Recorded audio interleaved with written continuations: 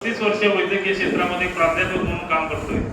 हे जरी असलं वैद्यकीय क्षेत्रामध्ये 35 वर्ष काम करत असलो तर रक्तदानातील गट आणि रक्तदानातील चाचण्या आणि रक्तदानाशी बऱ्याचशा अडचणी याबाबत आम्ही प्रकाश तेंडुलकर सरांचं मार्गदर्शन घेतो. एवढा त्यांना प्रचंड याच्यामध्ये अभ्यास आहे.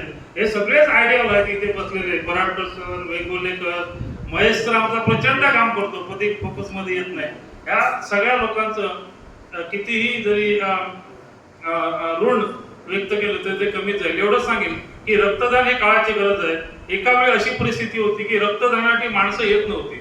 आज बऱ्याच ठिकाणी थोडीशे लिमिटेशन्स येतात, उंची भरत नाही, एचबी कमी पडतो, त्यामुळे लोकांमध्ये प्रचंड मानसिकता असते. वेरल्याला आम्ही ज्यावेळी कॅम्प घेतला त्यावेळी बायकांनी रक्तदान केलं. सहसा बायका रक्तदान करत नाहीत, सर होते त्यावेळी. तर ही गरज आहे. ह्याच्याबरोबर मी अलीकडे संपूर्ण भारतामध्ये गडचिरोली, गोंदियापासून बऱ्याच ठिकाणी महाराष्ट्रामध्ये अवयवदानावर काम करतोय. आता रक्तदान कसं पुढे येत आहे तसं अवयवदान पुढे येणं गरजेची गरज आहे. Organ failure, kidney, liver failure प्रचंड वाढत आहे. आणि याबाबत सिंधुदुर्ग जिल्ह्यामध्ये सुद्धा आपल्या जीएमसी मध्ये म्हणजे शासकीय वैद्यकीय महाविद्यालय येथील डीनला भेटून पहिल्यांदा अवयवदानासाठी सर मी त्यांना विनंती केली आणि अर्ज दिला की अवयवदान व्हायला पाहिजे आणि देहदान इथे व्हायला पाहिजे. आणि देहदानाची जी माझी विनंती होती जनसेवा प्रतिष्ठानच्या माध्यमातून आणि त्या विनंतीला फोकसिंग करून बऱ्याचशा लोकांनी त्याच्यानंतर आताही सरांनी कोणीतरी देहदानाचा प्रकल्प केलाय.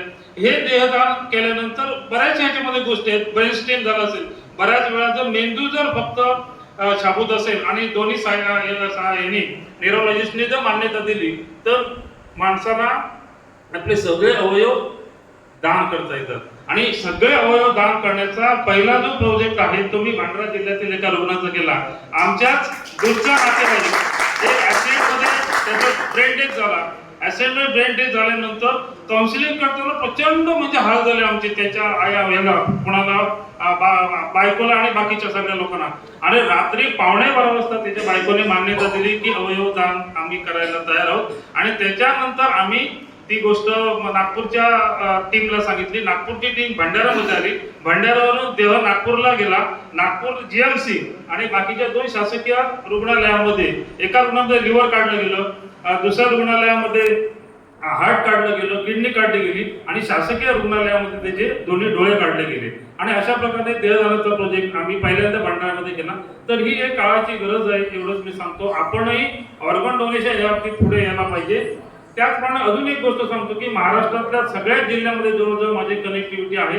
प्रयत्नशाला विनंती सांगतो मी की जिल्ह्यामध्ये जिथे जिथे आपल्या सिंधू रक्तमित्र प्रतिष्ठानच्या ब्रँचेस नाहीत तिथले डॉक्टर आणि तिथले समाज सेवेतील समाजसेवक यांना याच्यामध्ये घेऊन आपण जवळजवळ महाराष्ट्रातल्या 36 जिल्ह्यामध्ये आपली संघटना उभी करूया.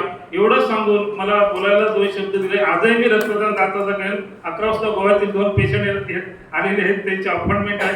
त्यामुळे रक्तदान करून परत मी पेशंट बघायला जाणार. धन्यवाद. थँक्यू.